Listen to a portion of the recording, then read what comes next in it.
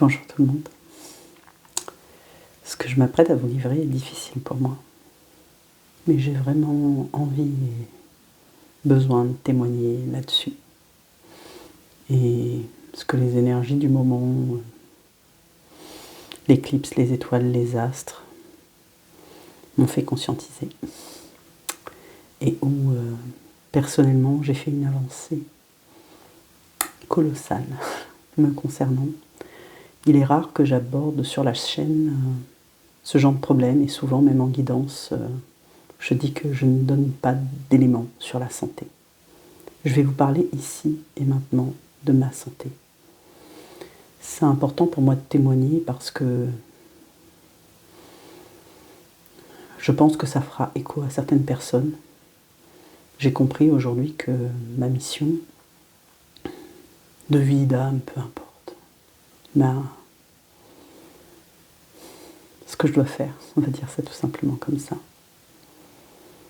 c'est de vous partager des choses et que c'est peut-être utile pour certains. Alors moi, c'est Sophie, je me présente. Alors j'ai cette chaîne YouTube qui s'appelle De Flamme à Flamme, tout simplement parce que je vibre l'existence de la flamme. Je suis flamme jumelle. Mais peu importe, parce que ça reste une étiquette. Et c'est pas ce qui me constitue. Par contre, ça fait partie de moi et je peux pas faire comme si... Enfin, mettre ça de côté, quoi, on va dire. Parce que ça a été un élément déclencheur chez moi lorsque j'ai rencontré la personne que je chéris dans mon cœur, qui est mon jumeau d'âme. C'est pas de lui dont je vais parler, je vais vous parler de moi. Alors, il y a de ça 30 ans maintenant, j'ai été diagnostiquée maniaco-dépressive. Aujourd'hui, ça s'appelle la bipolarité. Je suis un traitement pour cela, au lithium, parce que en 2015, lorsque il y a eu cette séparation d'avec mon conjoint qui a été franche, on va dire. On en a eu plusieurs, mais celle-là a marqué d'une pierre blanche puisqu'il a quitté La Réunion et qu'il y a eu cette séparation géographique de 10 000 km. Eh bien, pour ne pas sombrer, j'avais alors les 3 enfants à ma charge.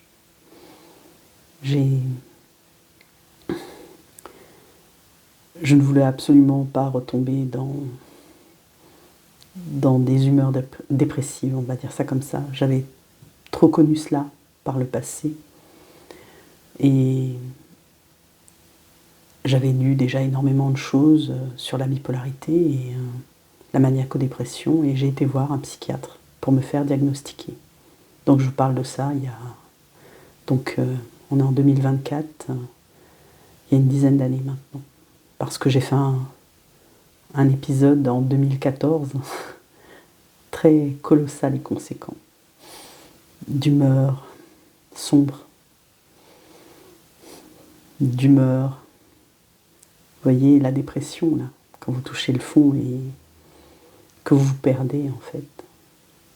Vous vous perdez vous-même, vous ne savez plus qui vous êtes. Et à ce moment-là, eh bien, j'ai fait les tests et très vite, le psychiatre a décrété « oui, vous êtes bipolaire, etc. » et m'a donné le traitement. Et c'est vrai que lorsque j'ai commencé la prise du lithium, et j'avais très très peur parce que j'avais entendu parler de ce médicament, et moi je ne pars jamais à l'aventure quelque part sans rien, je me documente, ça a toujours été en moi, comme j'avais lu énormément de choses sur la maniaco-dépression. J'avais fait mes propres tests et je le savais déjà. On va dire que le médecin, lui, n'a fait que confirmer quelque chose que je savais. Et à ce moment-là, donc, on va dire comme ça qu'il m'a dit ce que je devais savoir, non pas ce que je voulais entendre, mais il a confirmé quelque chose qui pour moi faisait sens à ce moment-là. Et donc j'ai commencé ce traitement et on y a été pas à pas, et je sais qu'au niveau du dosage de la lithémie, pour ceux à qui ça parle, eh bien, donc le dosage du lithium dans le sang, je suis comme une pilule, quoi, mini-dosée, parce que je frôle le seuil où j'ai pas besoin d'en prendre énormément, quoi, au niveau du traitement, mais c'est de la lithémie, ce taux se contrôle par une prise de sang de manière régulière, prescrite par le médecin traitant, et c'est ok. Et c'est vrai que très vite, une dizaine de jours après, en fait, le voile s'est levé, parce que j'avais l'impression de vivre dans un brouillard. À l'époque, je venais de prendre mes fonctions de manager dans l'administration dans laquelle je suis depuis 30 ans maintenant. Et 20 ans auparavant, j'avais exercé des fonctions plutôt techniques. Et là, eh bien en 2014, lorsque j'ai fait cette formation institutionnelle pour devenir manager, j'ai sombré dès le deuxième jour de la formation. Quand je disais sombrer, pour être très clair, j'ai perdu pied, j'ai perdu les pédales. Je ne comprenais plus, le formateur ouvrait la bouche, je ne comprenais plus ce qu'il disait, les stagiaires parlaient, j'étais dans un autre monde, comme un zombie, dans un monde parallèle, où je rentrais dans les ténèbres et dans la souffrance, et dans une dégringolade que j'avais déjà par le passé trop bien connue. À ce moment-là, je me souviens, j'étais voir mon médecin traitant, qui à l'époque ne connaissait que mes filles, et ne me connaissait pas vraiment. Enfin, je ne l'avais jamais vraiment consulté. Parce que j'ai eu une accalmie quand j'ai eu mes enfants, il faut le savoir, dans ces périodes de maniaco-dépression, c'est-à-dire de phases et de sauts d'humeur, de phases maniaques et de phases dépressives. Vraiment comme ça, là, vous voyez. Et alors quand vous êtes en haut de la phase de la manie, en fait, vous êtes le roi, la reine du monde, vous pouvez tout faire. Vous ne dormez plus, presque pas. À peine 2 heures, des fois des nuits blanches. Mais vous êtes toujours en forme, toujours hypertonique, dans une hyper activité, où vous pouvez tout faire. Moi, j'étais maman, femme, je faisais mon ménage, j'étais à l'école, j'étais présidente de l'association de parents d'élèves, j'avais mon job, et j'avais une vie, et j'allais à la chorale, et je faisais mes activités, et j'aimais marcher, et que truc, et que là, j'étais partout. Mais en fait, nulle part à la fois. Et puis à un moment donné, votre corps s'épuise, parce que votre corps ne peut pas suivre cette cadence infernale. Où vous êtes très bien en fait, où vous avez l'impression de vraiment pas être malade. C'est ça la phase maniaque. Et puis, la chute, elle est de plusieurs étages, d'une méga tour. Et là, du jour au lendemain, vous êtes au fond de votre lit. Mais vraiment, dès le lendemain, vous ne pouvez plus vous lever, plus faire un pas devant l'autre. Tout semble difficile, lourd, pénible, triste, à mourir. Vous n'avez plus le goût à rien, plus le goût à manger, plus le goût à faire quoi que ce soit. Vous avez l'impression d'être incomprise, que personne ne vous comprend, que personne ne peut voir la souffrance dans laquelle vous êtes. Et moi, mon plus grand dame, à chaque fois que ça m'arrivait ça, eh bien, parce que ça s'est produit à plusieurs reprises dans ma vie, on va dire de 20 à 40 ans, pendant 20 ans, eh bien, je ne savais pas pourquoi. Je ne savais pas pourquoi. Un jour, j'étais la reine du monde et le lendemain, j'étais dans les enfers. Et c'est pénible n'est pas le mot suffisant. C'est atroce, effroyable. C'est un sentiment... on est perdu, on a perdu notre âme, il n'y en a plus. On n'est plus dans cette existence. Alors quand je vous dis cela, on ne veut plus vivre, clairement. On veut mourir, mettre fin à la souffrance. Et c'est là que cela ressemble fortement à une dépression. Mais ça n'en est pas une, parce que vous avez quand même cette...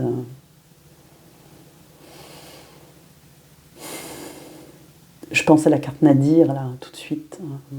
Cette petite lumière qui est là et qui vous dit, mais il y a forcément autre chose, c'est pas possible, quoi.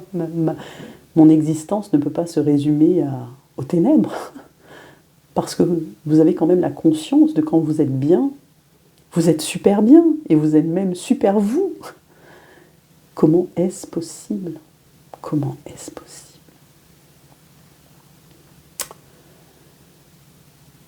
Alors, j'ai un peu digressé, je suis désolée, je suis comme ça. Hein. Mais si je vous fais ce message aujourd'hui, c'est parce que j'ai eu beaucoup de révélations durant cette saison d'éclipse qui m'a montré ma vérité et qui je suis vraiment. Alors tout est lié, hein. Je suis moi, je suis Sophie. Ça fait longtemps, ça fait un petit moment que les guides m'envoient et me font interroger sur ma mission, sur ce pourquoi je suis sur Terre, un peu comme des questions existentielles, quoi, sur mon je suis. Et vraiment, je peux vous dire, je suis médium. J'ai longtemps douté parce que j'ai un syndrome, on va dire, de l'imposteur très présent et je m'auto-sabote en fait. Je ne crois pas en moi, je manque de confiance. Et en fait, à chaque fois, j'ai eu ces phases dépressives. Et bien, quand vous tournez dans ce tourbillon, c'est un tourbillon de dévalorisation du jour au lendemain. Comment vous expliquer? Vous êtes la reine du monde et puis le lendemain, vous vous dites c'est pas possible, j'y arriverai jamais, je vais pas y arriver, je parviendrai pas, je vais échouer. Et qu'est-ce qu'on veut penser les autres de moi? Alors là, le regard des autres est pesant. C'est comme si tous les yeux étaient sur vous, alors que c'est faux dans la réalité, mais c'est ce que ça vous fait. Et puis vous avez honte, vous vous sentez coupable. Il y a beaucoup de culpabilité d'être dans cet état, de ne plus pouvoir faire un pas devant l'autre, de ne plus être à la hauteur devant moi, c'était devant mon conjoint, devant mes enfants. J'étais plus capable en fait. Je n'y arrivais plus, je n'avais plus la force, ni de cuisiner, ni de faire mon ménage, ni de me doucher, ni de m'occuper de moi, de me coiffer, de me maquiller, n'en parlons même pas. C'était le cadet de mon souci, le cadet de mes soucis. Alors, bien sûr, certains remarqueront que des fois je pars à l'envers. C'est la guidance, d'accord?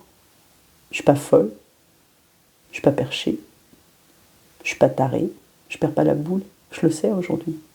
Je suis juste moi, Sophie, je suis médium. Et quand je suis en lien avec là-haut, et je m'en suis rendu compte lors de la réécoute de la dernière audio que je vous ai fait, où à un moment donné, je dis vraiment n'importe quoi, je vous parle du mois de décembre alors qu'il s'agit du mois de septembre, je parle à l'envers, je parle du toit de la crèche qui s'est écroulé. Alors je ne sais pas ce que j'ai dit, mais c'est pas ça que j'ai dit. J'ai parlé à l'envers. Enfin bon, ça fait partie de moi. Et c'est comme ça. Et je peux vous dire qu'aujourd'hui, je suis fière d'être ce que je suis, de ce que je deviens, parce que il y a du changement encore à venir, je le sais, parce que j'aurais été franchement incapable de vous faire cette vidéo, de vous parler de moi, de me mettre à nu devant vous, mais vraiment, hein, peu importe, je suis coiffée, pas coiffée, je m'en fous. Si je louche ou pas, si la caméra est cadrée, pas cadrée, Aujourd'hui, le message, c'est le fond du message qui est important. Le reste, j'ai dépassé tout ça. Le regard des autres, le fait de m'exposer. Je n'ai plus peur. Parce qu'en fait, dans la vie, enfin je vais parler de moi, hein, je suis un être empli de peur. Empli de peur. Alors est-ce que je peux dire que maintenant j'en ai de moins en moins de peur? Elles sont différentes, elles sont nouvelles.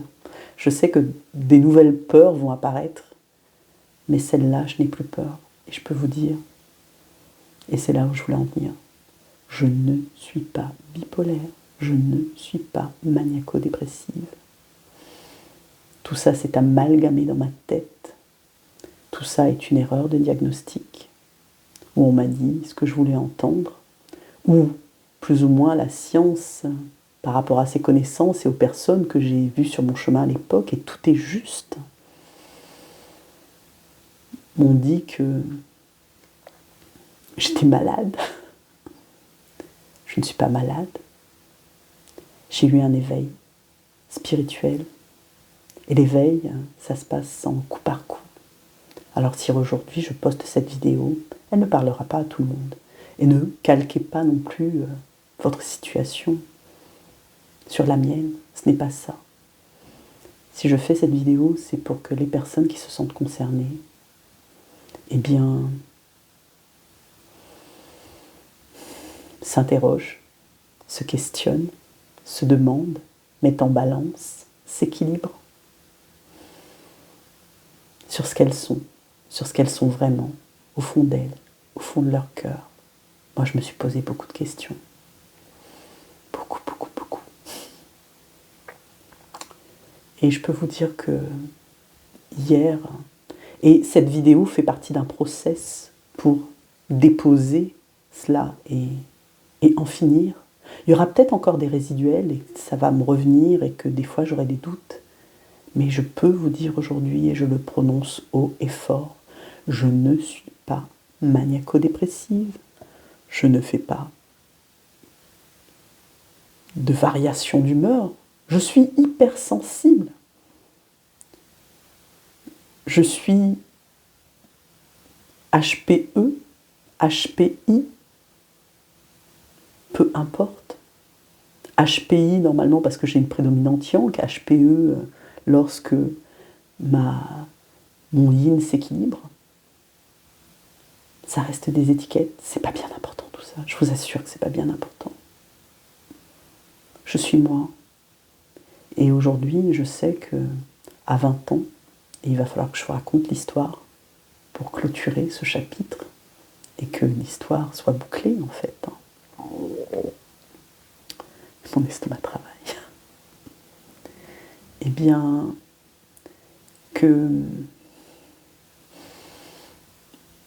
alors ça ne s'est pas produit d'un coup d'un seul, je vous dis ça peut-être de manière posée ici et maintenant. Encore hier, j'ai pleuré toutes les larmes de mon corps parce que j'ai fait un audio très long et où j'ai fait une libération, où j'ai interrogé mes guides, où j'ai fait une conscientisation, j'ai libéré et j'ai remplacé, et je n'en veux à personne.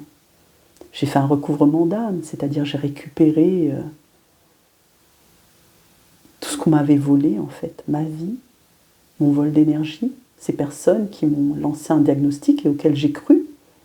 Mais c'est ok, c'est parce que à ce moment-là, eh bien, comme je dis souvent, je ne sais pas tout ce que je sais maintenant, et encore, dans un an, je saurai d'autres choses, et j'aurai très certainement d'autres compréhensions. Maintenant, ça va très, très vite, ce ne sera même pas dans un an, ce sera peut-être dans quelques semaines, vous voyez. Parce qu'il y a encore quelques mois, 6 mois en arrière, je doutais de cela. Alors, comment cette conscientisation s'est passée avant de vous raconter à 20 ans? Comment ça a démarré? Eh bien, mes guides m'ont mis sur des vidéos qui faisaient écho ou qui ne me parlaient pas du tout de ça. Hein. J'écoute la vidéo et puis tout d'un coup, on parle de maladie, on parle d'erreur diagnostique. Ça a beaucoup vibré chez moi, l'erreur de diagnostic. Et notamment dans mon arbre généalogique, que j'ai beaucoup travaillé sur la place, la systémie, avec une généalogiste, une psychogénéalogiste. Et il s'avère dans ma famille, au niveau de 4-5 générations en arrière, il y a beaucoup et là je vois conscientise des choses en vous parlant. C'est pour ça que je fais cette vidéo. Merci mes guides. Eh bien, il y avait beaucoup de maladies mentales. Et figurez-vous que je crois que la semaine prochaine, c'est la semaine de la maladie mentale. Il me semble. J'ai vu une affiche et au travail aussi, on en parle. Et en fait, à l'époque, ces maladies, elles étaient cachées. Moi, je me souviens c'est un oncle à moi qui est, j'aime pas du tout ce terme, attardé, retardé, ça ne veut rien dire. On va dire qu'il y a une déficience. Il est atypique, lui aussi, à sa façon, parce qu'il est différent. Il n'est pas né comme les autres. Il est né avec... Alors, est-ce qu'on peut dire un peu moins? Non. Parce que ce qu'il a un peu moins, il a un peu plus que moi je n'ai pas, que d'autres n'ont pas. Parce qu'il comprend des choses. Cet homme, mon oncle, qui a, je ne sais pas, 65 ans peut-être, aujourd'hui, a passé sa vie dans des instituts parce qu'on l'a considéré comme attardé mental lié au syndrome d'alcoolémie fétale, puisque ma grand-mère paternelle buvait et a bu pendant sa grossesse. Et vraisemblablement, la cause médicale allopathique, c'est cela. Ok.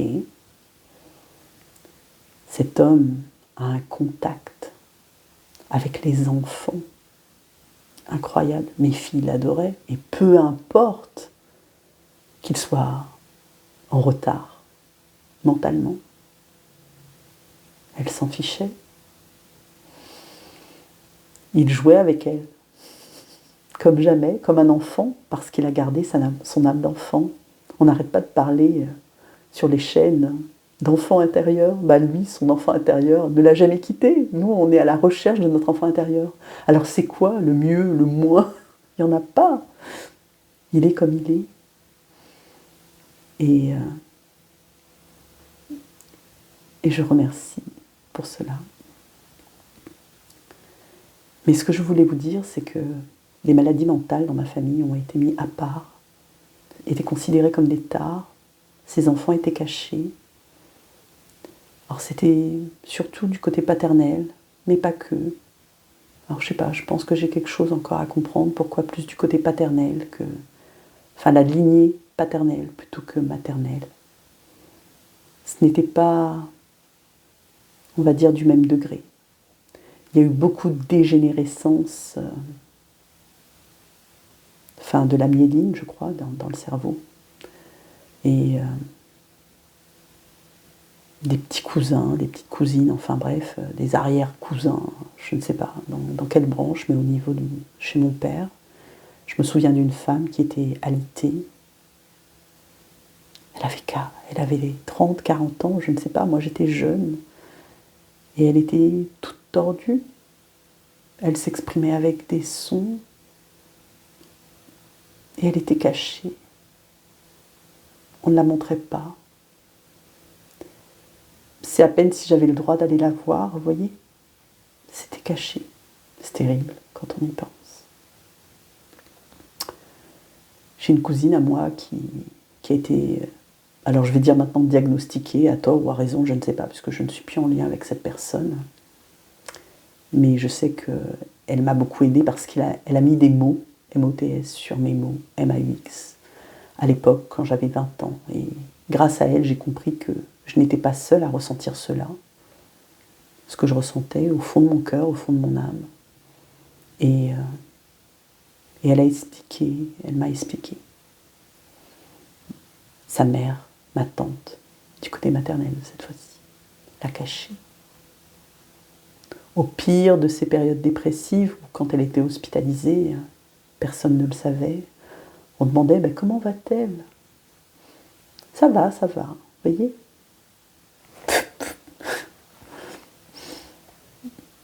Cette faculté qu'a l'humain de... Alors c'est pas minimiser, c'est cacher, ou d'être dans le déni total, je ne sais pas, ou en tout cas, tellement peur du regard des autres et de peur de la réaction des autres, de ne rien dire en fait. Enfin bref, beaucoup de maladies mentales, des deux côtés finalement, d'un autre ordre, mais peut-être moins important, je ne peux pas dire moins important, s'il n'y a pas de moindre importance dans la maladie, parce que quand on vit la maladie, on souffre, on est dans sa souffrance interne et il n'y a que la personne qui vit, qui ressent, qui peut réellement comprendre ce qui se passe. Moi, j'avais ce profond sentiment que personne ne me comprenait, vraiment pas. Et je vous disais que mes guides m'ont fait voir, donc j'ai fait de la psychogénéalogie, j'ai remonté mon arbre, j'ai compris qu'il y avait des maladies, je suis tombée sur des vidéos, là des mots résonnaient, erreurs diagnostiques, et je peux vous dire des erreurs diagnostiques, il y en a eu. Moi j'ai mon grand-père qui est décédé, on a dit qu'il était décédé de telles choses, de la leptospirose. Alors pour ceux qui savent, il était agriculteur et comme quoi il serait fait mordre par un rat dans ses champs et donc sur la fin de sa vie, bah voilà, et tout a été, tout a été en dégénérescence dans ses organes. C'est faux, c'est faux. Je ne sais pas qui a inventé ça, et mon père en plus est persuadé que son père est mort de ça. et, et en fait il est mort d'une cirrhose, d'alcool. Beaucoup d'histoires d'alcool et d'alcoolémie, d'addiction alcoolique dans ma famille.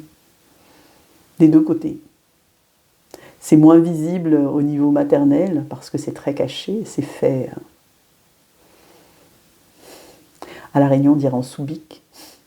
Vous savez, sous le tapis là, ça n'existe pas, on met la poussière, mais tout le monde boit quoi en fait. Et en plus nous, du rhum blanc, à 70 degrés.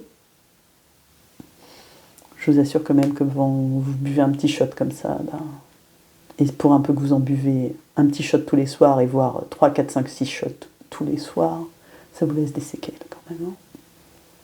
Moi je ne sais pas, j'ai jamais été attirée par le rhum d'ailleurs. Je n'arrive pas, je le mets dans les gâteaux pour aromatiser mes crêpes, mes gâteaux, et dans mes mojitos à dose modérée, mais cul sec comme ça, rhum arrangé ou pas, c'est-à-dire avec des herbes fermentées, enfin peu importe. Non. J'ai comme fait une... Ben, je pense que ma mère a soigné ça en fait, vraiment, et ne me l'a pas du coup transmis, parce qu'on se transmet hein, de génération en génération, des fois ça saute les générations, mais là je vous parlerai ici d'épigénétique et de notre karma familial, solo, individuel, et de ce qu'on traîne en fait avec nous, et qui sont des leçons de vie, et les maladies en font partie. Et là tout de suite on me dit de vous parler de ma mère, parce que ma mère très certainement a un côté dépressif qu'elle ne s'avoue pas.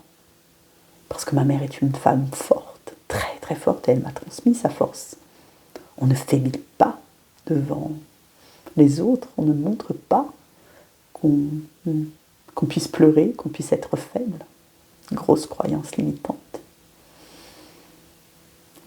On n'avoue pas, on ne se dévoile pas.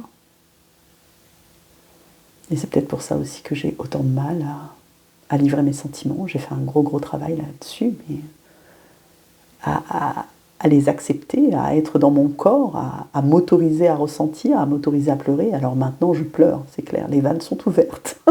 Je pleure et je pleure. Merci Mélie. Mais ce n'a pas toujours été le cas.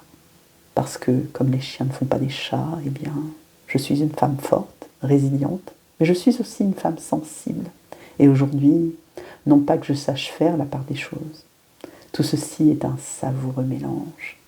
J'ai encore à nouveau ce bol, cette vinaigrette. Tout le monde fait sa recette. Et tout est juste. Et tout est harmonisé, équilibré en fonction de chacun. Et moi, je peux pleurer et rire, et des fois même les deux en même temps. Et c'est ok. Et je voulais vous dire que, oui, ma mère a ignoré sa maladie, ne s'est jamais soignée d'ailleurs. Je ne sais pas comment elle a fait, elle a traversé les années et toutes les difficultés, parce qu'elle en a connu des difficultés.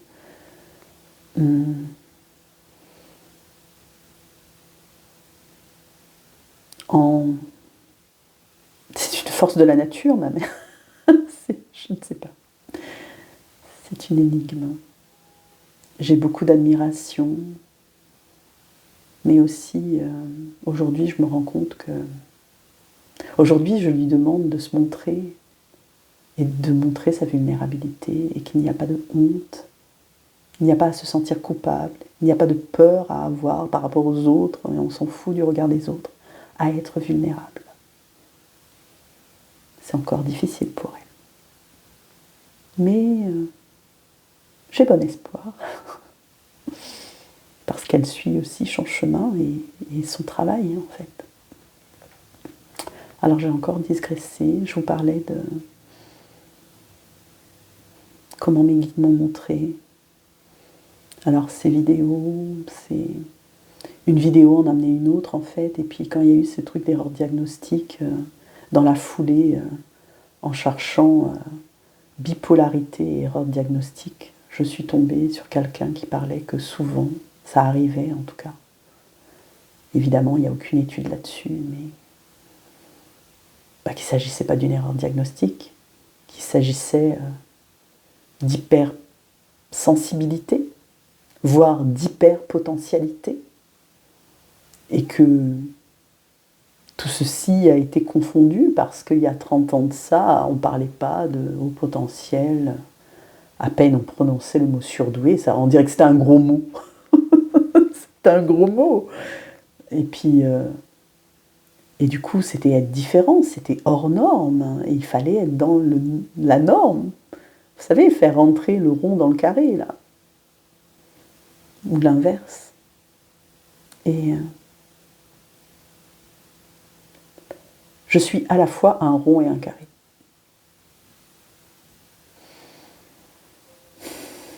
Je suis moi, avant tout, et je suis différente. Ce qu'on appelle aujourd'hui atypique.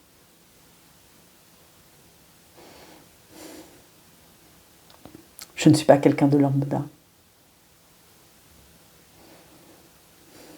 Et là, les guides me disent très certainement vous non plus. Prenez ce qui résonne. Accepter sa différence, c'est faire preuve en fait d'une grande sagesse. Et je dirais que ceux qui ne comprennent pas cela, eh bien, aujourd'hui ne font plus du tout partie de mon cercle de fréquentation.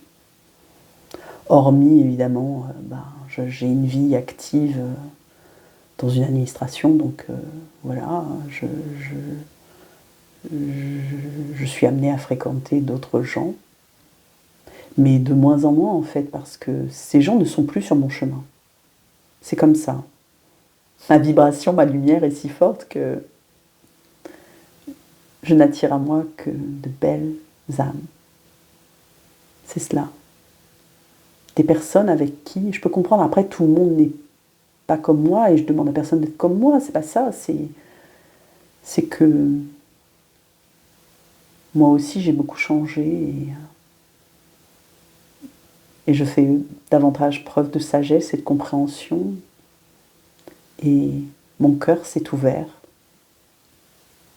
Et du coup, j'accepte et j'accueille la personne en face de moi, quelle qu'elle soit, et je me rends compte, je me dis, si elle est comme ça, voilà, elle a du travail à faire encore, quoi. Et c'est ok.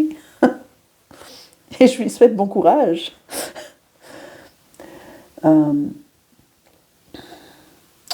Et donc, j'ai eu beaucoup de signes comme ça, et je dirais que dernièrement encore, la rencontre avec cette Canadienne, Louisanne, avec son oracle de point zéro et de mettre au point zéro. Hier, j'ai mis au point zéro ma maladie, qui n'en est pas une, d'accord, que les choses soient claires, mais c'est comme si j'ai fait reset, c'est ça. Et là, l'éclipse vibre très fort, parce que je vous en ai parlé de ce reset intégral. C'est ce qu'on nous demande, et c'est ce que je fais, et c'est ce que je vis, et c'est ce que je vous partage.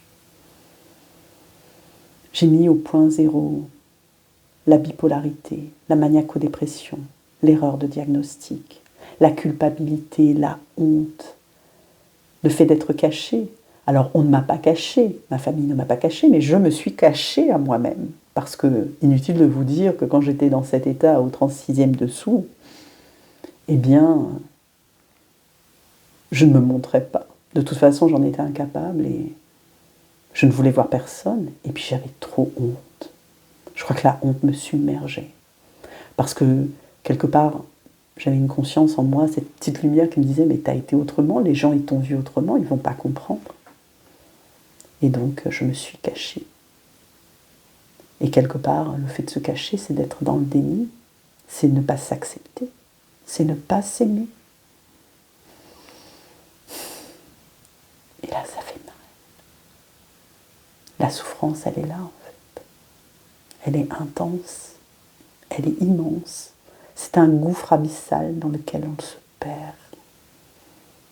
Oui, c'est vraiment ça, on perd son âme.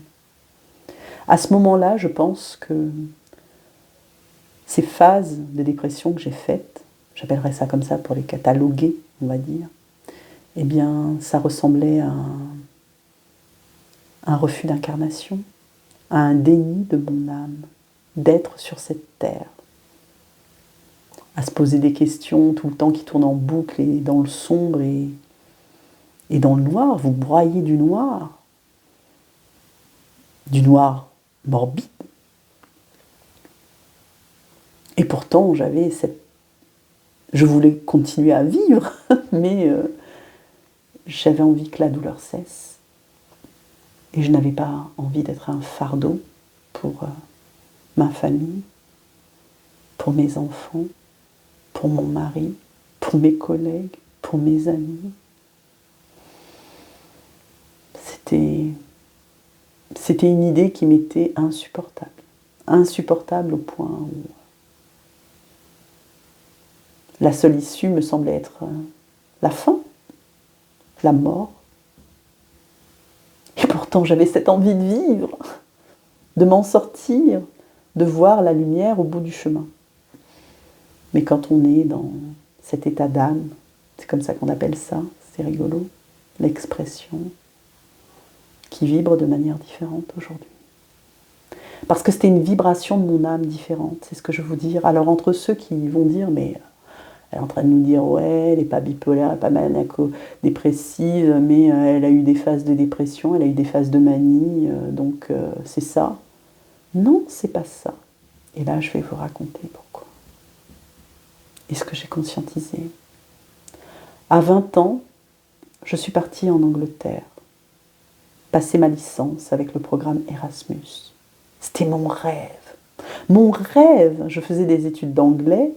J'avais été en classe, je ne me souviens plus, de seconde, je crois, aux États-Unis, à New York, à l'ONU.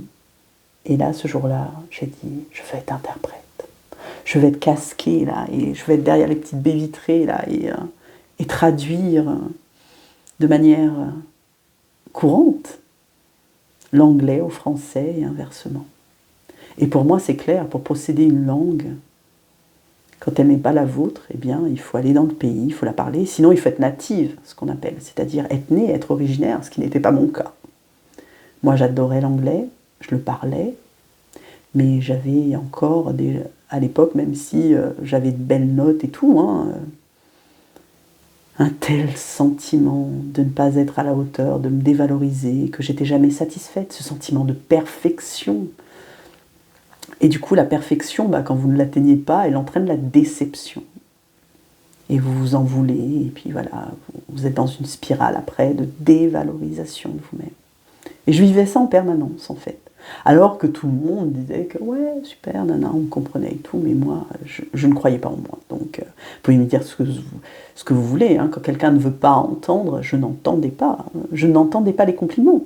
Je ne les recevais pas, je ne les accueillais pas. Je n'y croyais pas. Je me disais, mais non, les gens, ils exagèrent, en fait.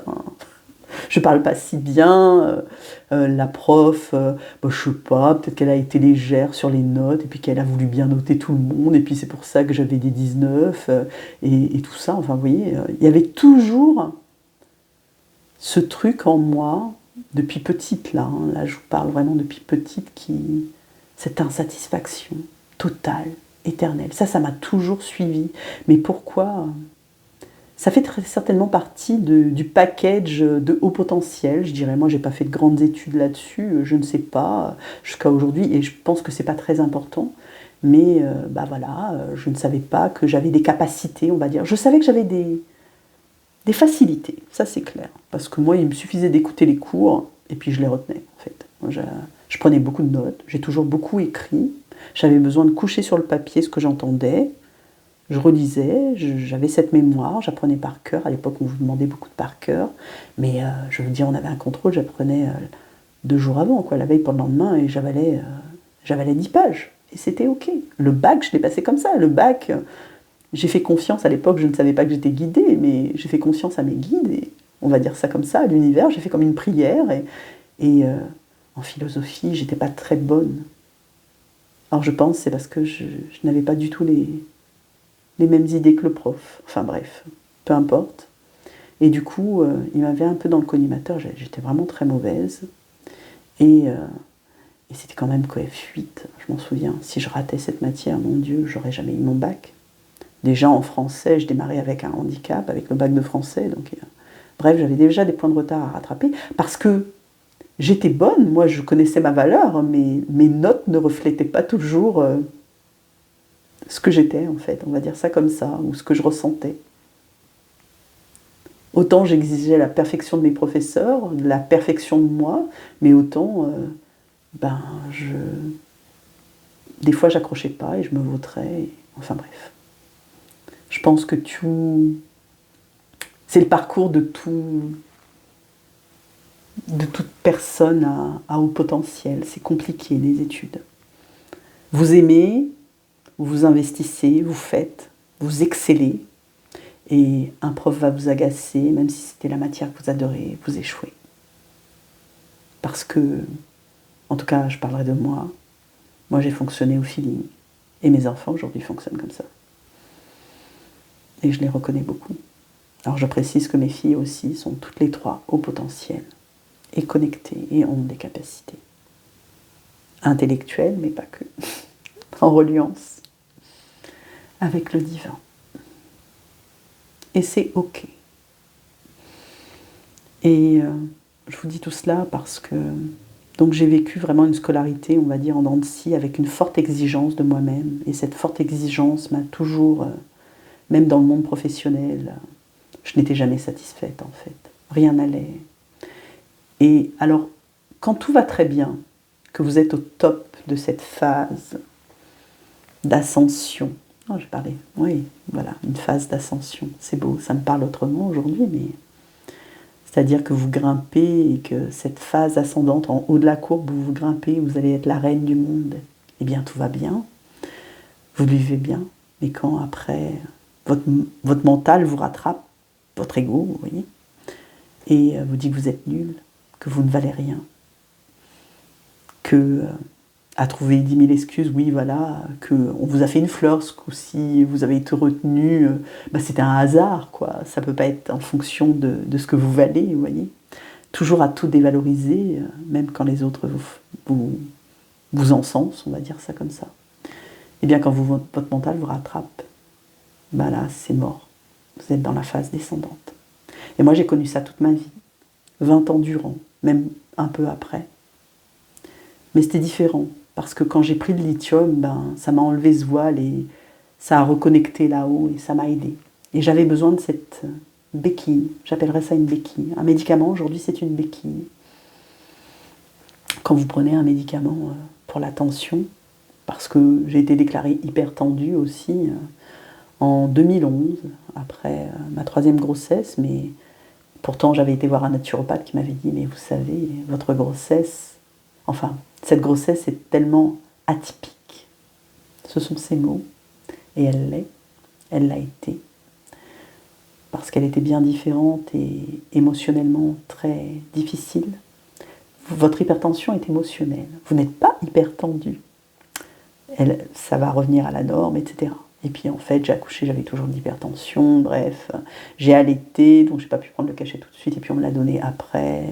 Et puis oui, voilà, les tests que j'ai faits, j'étais branchée, je sais pas quoi et tout, et on déclarait que j'étais hypertendue. Voilà, un médecin vous déclare, un cardiologue en plus vous déclare hypertendu, vous fait peur et vous dit vous risquez de faire des AVC, etc. Vous prenez le cachet, quoi. Mais je ne suis pas hypertendue, comme je ne suis pas bipolaire.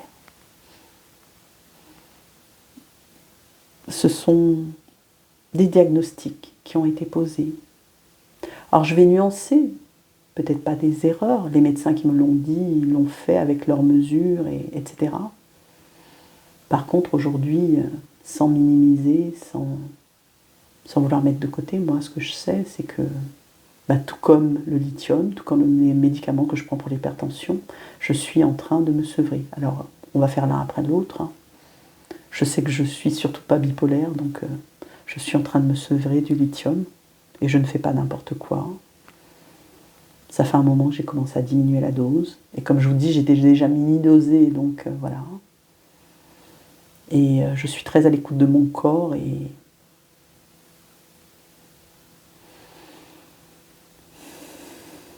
c'est ok. Et je suis pas tarée en faisant ça, je tiens à le dire. Pour les détracteurs qui pourraient me laisser des commentaires et me dire « Oh, t'es folle, t'arrêtes ton médicament ». Non, je suis pas folle. Et puis, c'est pas que ma guidance, j'ai eu des confirmations aussi.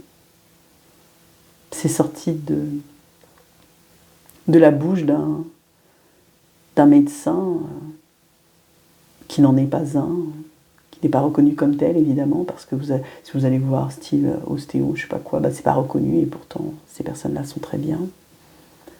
Mais pas que, quoi, je veux dire. Et puis, ce que cette personne m'a dit, je le savais déjà. Elle n'a fait que confirmer ce que je savais déjà. Bref, je vous parlais de... Ça fait déjà 46 minutes que je parle. Allez-vous m'écouter jusque-là? Dites-le moi ou pas. En tout cas, je tiens à déposer mon histoire.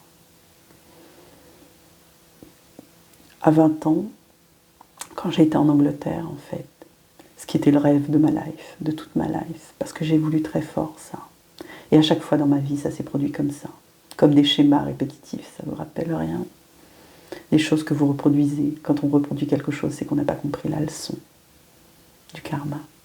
Tout simplement. Et on vous la renvoie plus fort, et encore plus fort, et encore plus fort. Jusqu'à ce que vous compreniez finalement. Et aïe, j'ai compris.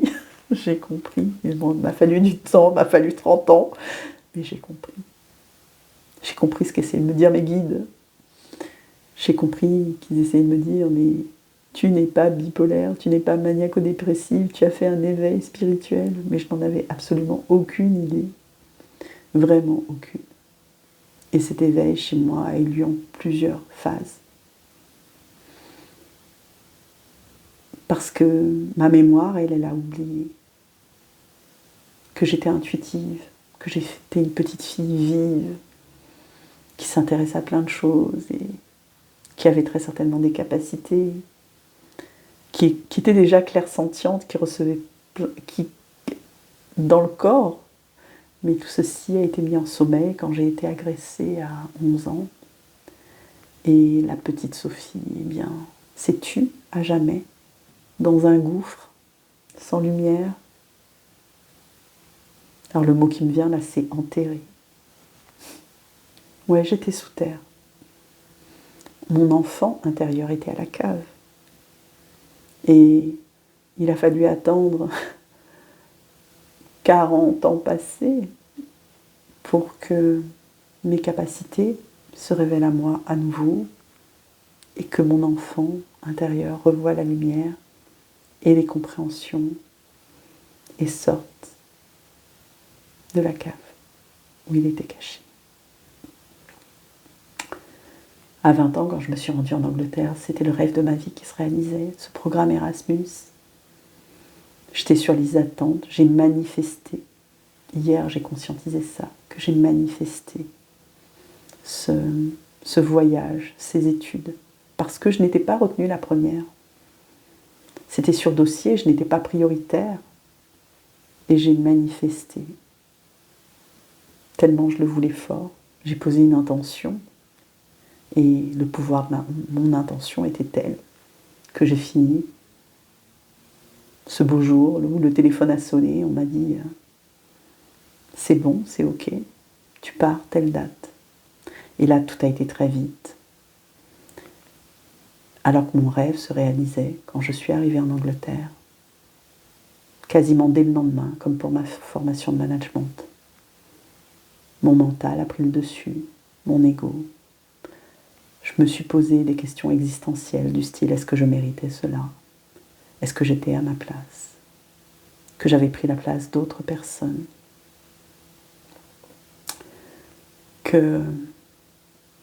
Est-ce que j'avais le droit à cette chance qui m'était accordée?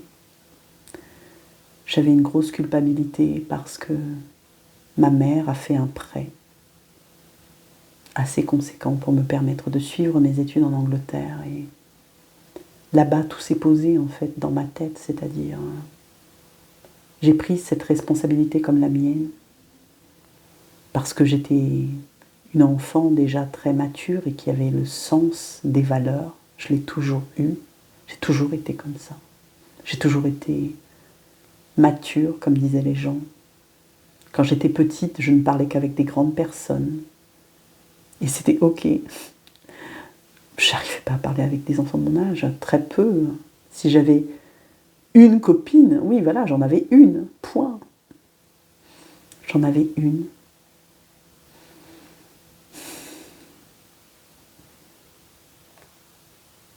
Et elle s'appelait comme moi. Oh, je me souviens de son prénom, elle s'appelait Sophie comme moi. C'est marrant que ça me revienne là, j'avais oublié. Je me souviens de son nom de famille aussi, mais je ne le dirai pas. J'ai eu une copine quand j'étais en primaire. Et puis j'ai déménagé, donc j'ai perdu cette copine. Et après, je m'en suis refaite une autre au collège. Et c'était toujours une. Point. Les autres, en fait, étaient dans ma périphérie, mais j'avais beaucoup de problèmes relationnels avec, on va dire, les autres camarades de mon âge. On ne s'entendait pas, ils ne m'aimaient pas vraiment. M'ont appelé Soso, 4 yeux, parce que je portais des lunettes, enfin voilà, des sobriquets. On m'a fait le coup de la chaise. Enfin bref, ça m'a donné des séquelles, tout ça. Corporelles et émotionnelles, surtout. Mais c'est ok. Mais... Et quand mon rêve s'est réalisé, eh bien, j'ai remercié le ciel. Mais très vite, comme je vous ai dit, dès le lendemain, tout a basculé dans ma tête. Et là, j'ai commencé cette descente.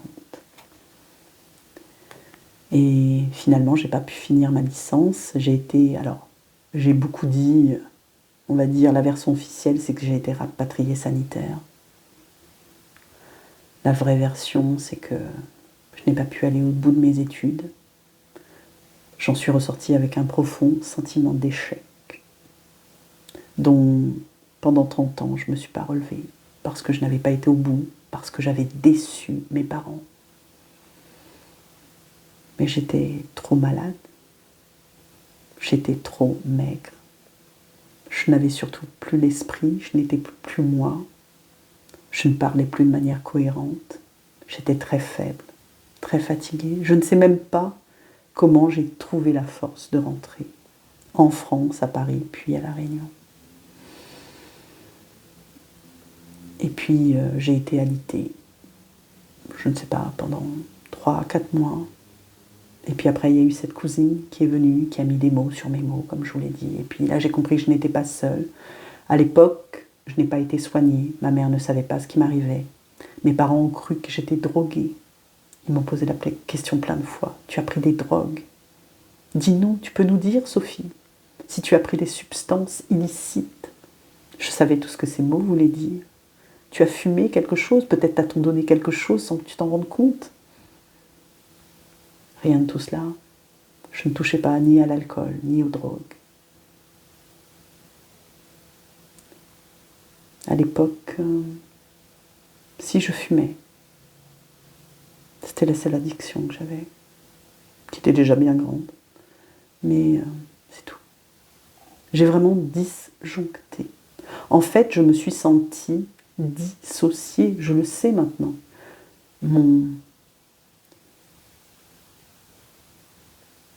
J'ai eu un refus de vivre tel que c'est comme si j'avais tué mon âme. Et je pèse mes mots quand je dis cela. Alors c'est drôle, à l'époque on appelait ça maniaco-dépression. Phase de manie, phase de dépression, variation de l'humeur, on va dire ça comme ça.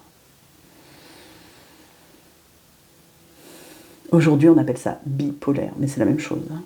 Et c'est très drôle.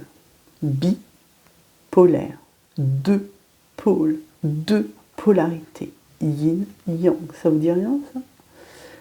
Moi tout ça a fait écho dans ma tête. Je vous assure que ça a fait bim, boum, boum, bam, bam, doum, doum. C'est presque une mélodie. Et ça a fait son chemin, avec toutes ces synchronicités sur mon chemin, qui ont eu lieu, de personnes que je ne connaissais pas et qui m'ont parlé. Par exemple, vous rencontrez quelqu'un, que vous c'est ni d'elle ni d'Adam, vous allez dans un stage et puis l'autre vous dit « Ah bah ouais, moi je suis bipolaire ». Je dis « Mais pourquoi elle me dit ça quoi ?» Et moi je le cachais, je ne le disais pas, c'était tabou. Je suis, rappelez-vous, issue d'une famille qui tait la maladie. Elle est tue. On l'a tuée. On a tué le mot. On a tué le fait d'être malade. On ne le dit pas. C'est un non-dit. C'est une honte. C'est une cache. Je me suis cachée dans une cachette. Je n'étais plus moi. Bref, le 2 mai 1994, je suis rentrée dans l'administration sociale, dont je tairai le nom, pour... ça fait 30 ans que j'y suis maintenant. Et ça a été... le fait de travailler, ça m'a sauvée.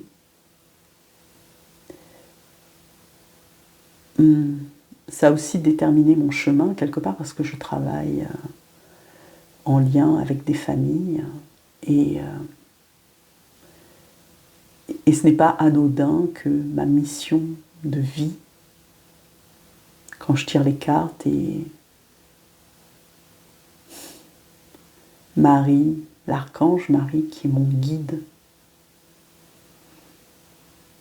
ce fort lien maternel que j'ai avec mes enfants, avec les enfants des autres, et le fait que je souhaite les accompagner parce que c'est ce qui me tient à cœur, le plus à cœur. Tout ceci a un sens, tout ceci est lié, tout ceci est guidé. Or certes, aujourd'hui, mon travail ne vibre plus avec ce que je suis parce que je pense que j'en ai, et encore, c'est pas sûr, tiré tout le sucre. Je crois pas, j'ai autre chose à franchir, j'ai d'ailleurs postulé pour... Il y a une nouvelle opportunité qui s'est présentée à moi dans mon travail et ouais, j'ai encore des choses à apprendre et puis j'en ai besoin. Financièrement, bien sûr. Mais, ouais. Et je pose l'intention d'avoir ce poste qui va m'ouvrir vers de nouvelles compréhensions. Tout est lié. Voilà ce que je voulais vous dire sur ma bipolarité, qui n'en est pas une, ma maniaco-dépression. J'ai fait un éveil spirituel. L'éveil spirituel, c'est quoi? Alors certains diront se questionner, s'interroger, avoir des questions existentielles, etc. Oui, il y a tout cela.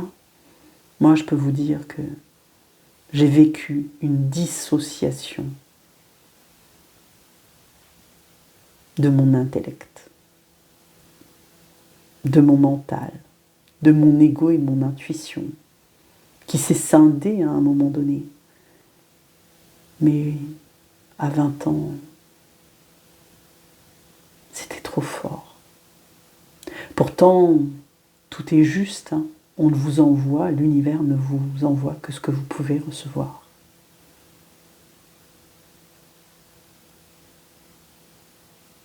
J'avais besoin d'en passer par là, et j'ai connu, je vous disais, la maniaco-dépression, ces sautes d'humeur, j'ai connu beaucoup de dépression, mais je n'ai pas été soignée, ou mal soignée, parce que je prenais des antidépresseurs, alors que il y avait ce diagnostic de maniaco-dépression.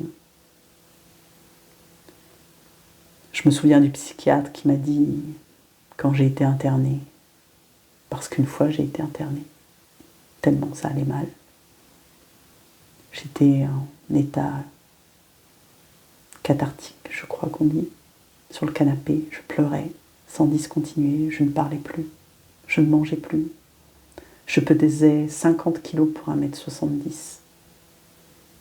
Je n'étais plus moi-même, que l'ombre de moi-même. Alors cette ombre, cette nuit, aujourd'hui je ne vibre que lumière et rayonnement. J'ai vaincu l'ombre ou la maladie.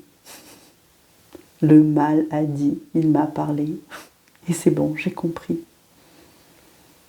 Parce que en 2019, quand j'ai été agressée et qu'on a voulu attenter à mes jours sur mon lieu de travail, l'ombre est réapparue. J'ai cru que j'allais perdre à nouveau les pédales, parce que comment se relever de ça? Ben, je suis toujours là devant vous aujourd'hui. J'ai fait force de résilience, j'ai fait ce qu'il faut, j'ai agi. Je me suis posée, j'étais absente longtemps. Je me suis reconstruite. Je suis morte.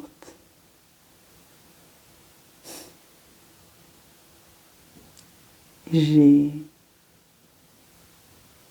Est-ce qu'on dit rené? Enfin, vous m'avez compris. Une renaissance, tel le phénix, c'est vraiment ça. Je suis pas foutue. Et je voulais vraiment, vraiment, vraiment, vraiment donner ce message d'espoir. Interrogez-vous, questionnez-vous, faites-vous confiance. Si quelque chose ne vibre pas avec vous, et moi ça faisait longtemps que j'étais là, je fais mais putain, je suis pas malade quoi en fait. Mais ça fait tellement longtemps que je prends ces médicaments, que j'ai vu la différence. Je vous ai dit, j'ai eu cette impression, et ce n'est pas qu'une impression, le voile s'est levé. Oui, j'en avais besoin. J'avais besoin de cette béquille, les médicaments sont importants. Je ne suis pas anti-médicaments. Je dis juste que aujourd'hui, on va dire avec tout ce que je sais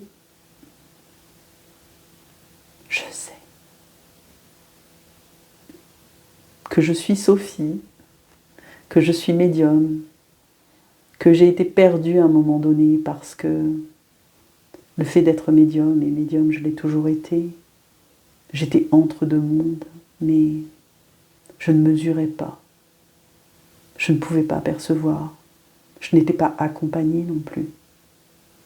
Mes parents n'ont pas compris. Et puis tout ce que je montrais ressemblait à de la maniaco-dépression en fait. Donc voilà, catalogué aujourd'hui, je vibre l'existence de la flamme et je tiens à vous la partager. Et si je peux vous partager ma lumière et vous faire peut-être comprendre quelque chose, alors bien sûr, je ne suis pas médecin, c'est ma vérité. Je ne vous dis pas arrêtez de prendre vos médocs, non, on ne fait pas n'importe quoi. Ça parlera, ça fera écho ou pas. Mais si ça peut aider même une personne, parce que moi j'étais dans le noir pendant tellement longtemps, eh bien j'en suis heureuse. Vraiment. Et on peut en parler. Écrivez-moi. Vous pouvez laisser un commentaire bienveillant, toujours. Un pouce ou pas, vous faites ce que vous voulez. Vraiment.